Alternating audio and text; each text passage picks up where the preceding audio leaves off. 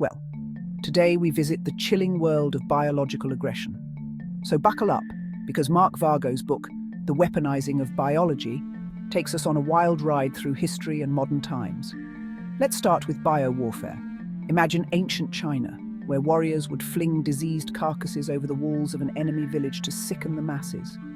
Next, fast forward to the Middle Ages, with armies actually catapulting plague-infested bodies to further the ghastly epidemic.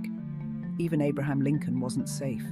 There was a plot in 1864 to infect him with the variola virus, which causes smallpox. But it doesn't stop there. The situation's even worse in the modern age. That's right. We now have terrorist groups drawn to this dark world of biological violence, and Vargo explores the array of viruses and bacteria that they are attempting to use. We're talking about lethal agents, such as the Ebola and Marburg viruses, botulinum toxin, and, of course, plague. Sinister, isn't it? To illustrate the danger, the author revisits major bioterror attacks. The most notorious assault in the United States was the anthrax attacks, which further traumatized the public shortly after the national nightmare that was September 11th. The sarin gas attack is also covered. It was a truly diabolical operation conducted on the Tokyo subway system by a Japanese religious cult. It's like something out of a horror movie. And biological aggression gets even more personal when the book explores a unique form of criminality known as biocrime. This isn't about political ideology, it's about targeting individuals for personal reasons, sometimes by medical professionals. Just imagine, doctors and nurses intentionally misusing their expertise to sicken or kill their patients instead of healing them. It does happen, and the book examines actual cases. And then, there is the practice of biohacking.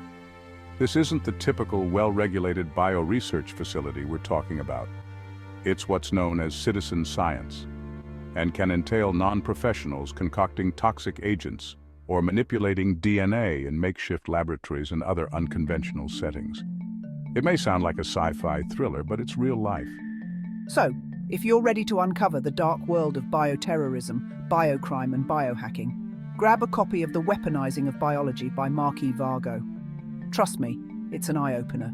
The journal, Terrorism and Political Violence, says the book is highly readable, well-organized, carefully documented, extensively researched, and clearly written. It adds, the author's command of the material shines. And former CIA officer Edward Nicholas says the book is fascinating if worrisome reading.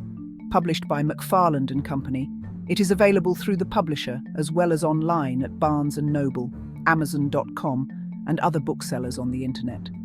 To discover more about Marc Vargo and his literary works, visit the website marcvargo.com today. And stay safe out there.